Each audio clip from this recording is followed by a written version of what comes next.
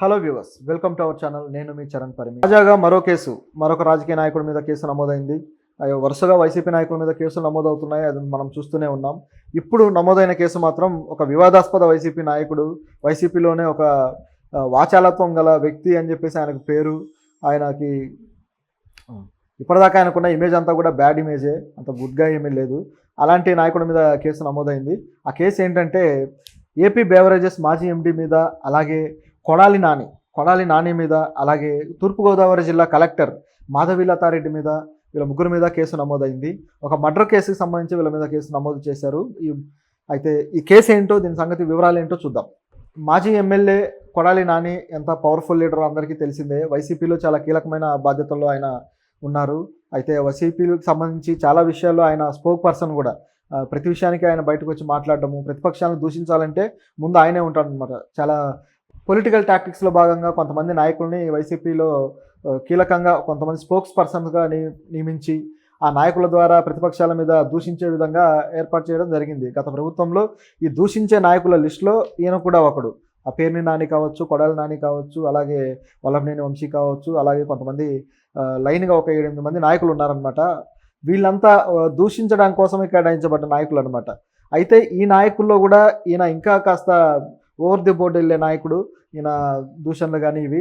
అయితే బయట కూడా ఈయన మీద ఇంతకుముందు గతంలో కూడా కొన్ని కేసులు ఉన్నాయి జూదానికి సంబంధించి. అయితే కొడాలి నానికి గతంలో కూడా ఆయన మీద ఇలాంటి కొన్ని కేసులు, ఆరోపణలు వచ్చింది తెలిసిందే. గుడివాడలో క్యాసినో నిర్వహణల విషయంలో కావచ్చు చాలా ఆరోపణలు ఎదుర్కొన్నారు. అయితే ఆయన బహిరంగంగానే అవును నా ఇష్టం అని చెప్పేసి ఆయన వాటి విషయంలో వ్యాఖ్యానించడం జరిగింది. ప్రజాప్రతినిధిగా ఉంటూ ప్రభుత్వంలో ప్రజలకు బాధ్యత వహించాల్సిన వ్యక్తే ప్రజల్ని జూదాలు, క్యాసినోలతోటి చెడగొట్టే ప్రోగ్రామ్స్ పెట్టుకొని బెట్టింగ్స్ అని చెప్పేసి ఒక అసాంఘిక కార్యక్రమాలు అక్కడ నడుస్తూ దానికి సంబంధించి ఆయన ఈ విధంగా మాట్లాడడం కూడా జరిగింది. అలాగే రీసెంట్గా మళ్ళీ మరో కేసు కూడా ఆయన మీద కొత్తగా ఆరోపణలు వచ్చాయి. ఆ కేసు ఏంటంటే నిమ్మకాయ రసానికి 28 లక్షలు ఖర్చు అయిందని చెప్పేసి వాళ్ళు లెక్కలు చూపించడం. వైసీపీ సమావేశాలకు సంబంధించి వీళ్ళు నిర్వహించిన సమావేశాల్లో ఈ నిమ్మకాయ రసం, కేవలం సభ్యులకు నిమ్మకాయ రసం సప్లై చేసినందుకు దానికి వచ్చిన బిల్లు అనమాట. ఇది దాదాపు 28 లక్షలు ఖర్చు అయిందని చెప్పి చూపించడం అందరూ షాక్కి గురయ్యారు. అయితే దీనికి సంబంధించిన కూడా కీలకమైన కర్త కొడాలి నాని గారు అని చెప్పేసి ఆరోపణలు ఎదుర్కొంటున్నారు. ఈ కేసు ఇలా ఉండంగా మళ్ళీ ఇప్పుడు ఇది ఒక కొత్త కేసు అనమాట, ఇప్పుడు వచ్చిన కేసు కూడా.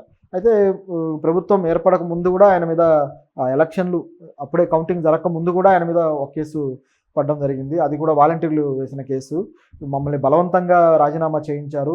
ఈ బలవంతంగా రాజీనామా చేయాల్సిన అవసరం ఏముంది, మాకు 2 నెలల జీతం ముందే ఇస్తామన్నారు, దాంతో మేము రాజీనామా చేశాము, మాకు ఇప్పుడు ఉద్యోగ భద్రత లేకుండా పోయిందని చెప్పేసి వాళ్ళు కూడా ఆరోపిస్తూ ఒక కేసు ఫైల్ చేయడం జరిగింది. ఇవన్నీ వరుసగా చూసుకుంటే వాళ్ళ ప్రభుత్వం ఉన్నంత వరకు ఆయనకు బాగానే అనిపించి ఉండొచ్చు, కానీ ఇప్పుడు చూసుకుంటే ఇవన్నీ కూడా ఎంతటి పెద్ద తప్పులు, ఎంత పెద్ద బ్లెండర్స్ అనేది ఇప్పుడు అర్థమవుతుంది ఆయనకి. సో ఈ కేసుల విషయంలో ఆయన ఖచ్చితంగా విచారణ ఎదుర్కోవాల్సిన పరిస్థితి ఉంది. ఇదిలా ఉండగా ఇప్పుడు ఒక తీవ్రమైన కేసు ఆయన మీద గుడివాడలో ఫైల్ అవ్వడం జరిగిందనమాట. అది ఒక మర్డర్ కేసుకి సంబంధించి. అది మర్డర్ మీన్స్ ఒక వ్యక్తి చనిపోవడానికి సంబంధించి ఈ కేసు. అది ఎలా అంటే గుడివాడలో ఆటో నగర్కి చెందిన ఒక దుగ్గిరాల ప్రభాకర్, ఈ కేసుకి సంబంధించి ఈ కేసు వేసింది ఎవరంటే గుడివాడలో ఆటో నగర్కి చెందిన దుగ్గిరాల ప్రభాకర్ అనే వ్యక్తి ఈ కేసు వేశాడనమాట. ఆయన లిక్కర్ గోడౌన్స్ సంబంధించిన లైసెన్స్ విషయంలో తమ లైసెన్స్ని వేరే వ్యక్తికి అక్రమంగా ఇచ్చి ఆ వేరే వ్యక్తికి ఆ లైసెన్స్ మంజూరు చేయడం జరిగింది. దాంతో మేము బిజినెస్ పరంగా చాలా దెబ్బతిన్నాము, ఇది చాలా పొరపాటు అని చెప్పేసి మేము ఆయనతో వాదించడం జరిగింది.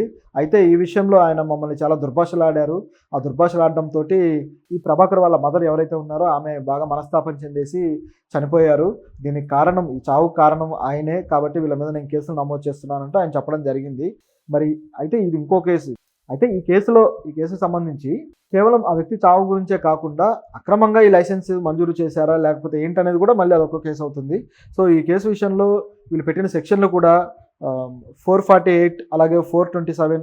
ఈ కేసుకు సంబంధించి ఏ సెక్షన్ల కింద ఫైల్ చేశారంటే 448, 427, 506, అలాగే 34, అలాగే R5W అంటూ ఈ కేసులు నమోదు చేయడం జరిగింది ఐపీసీ సెక్షన్ల ప్రకారం. అయితే ఇప్పుడు కొత్తగా సెక్షన్లు మారాయి కాబట్టి మరి ఈ సెక్షన్లు మరి దానికి అప్లై అవుతాయా లేదా, అందులో ఉన్న సెక్షన్లు తీసుకుంటారా, ఎలా ఉంటుందో చూడాలి. కానీ ఇది చాలా బలమైన కేసుగానే కనపడుతుంది.